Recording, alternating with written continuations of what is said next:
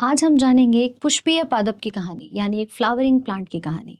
एक फूल जो कि किसी भी प्लांट के अंदर मेजर रिप्रोडक्टिव अंग कहलाता है। उस फूल के अंदर बहुत सारे भाग होते हैं जिसमें कुछ भाग प्रजनन के लिए काम आते हैं और कुछ सहायक भाग होते हैं। फूल को देख करके ध्यान रखिएगा कि इसके पास जो रिप्रोडक्टिव पार्ट्स हैं उसमें एक मेल और एक फीमेल का पार्ट अलग से नजर आता है।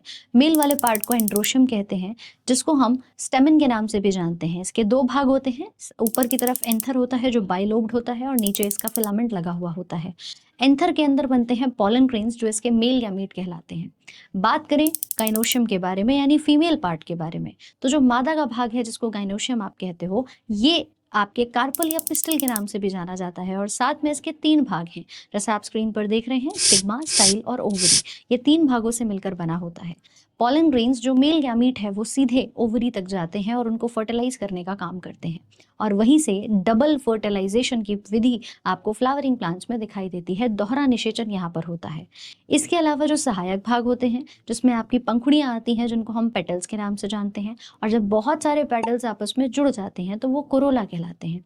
यहीं पर अगर आपसे पूछा जाए कि जो नीचे की तरफ हरी हरी कलियां हैं जैसा आप यहाँ देख पा रहे हैं, इनको किस नाम से जानेंगे, तो ये कैलिक्स कहलाती हैं जब ये बहुत सारी एक साथ होती हैं, लेकिन अकेले एक कली को हम सेपल के नाम से जानते हैं।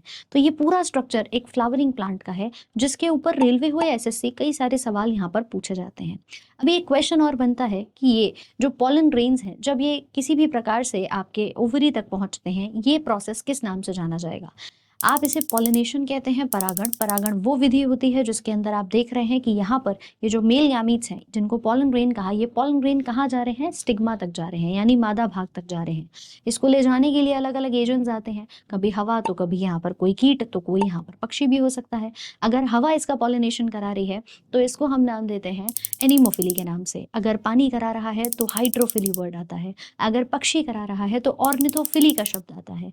ऐसे ही अगर हम बात करें कोई चमगादड़ आ गया और वो पॉलन ग्रेन्स को ले जा करके किसी भी मादा भाग तक पहुंचा रहा है तो उसको काइरोप्टोफिली कहा जाता है। अगर वर्ड स्नेल के साथ आता है तो घोंगा, जिस जीव को हम कहते हैं, घोंगे के माध्यम से मेलाकोफिली नाम आता है। तो ऐसे कई सारे अलग अलग एजेंट्स हैं जो पॉलिनेशन यहाँ पर कराते हैं।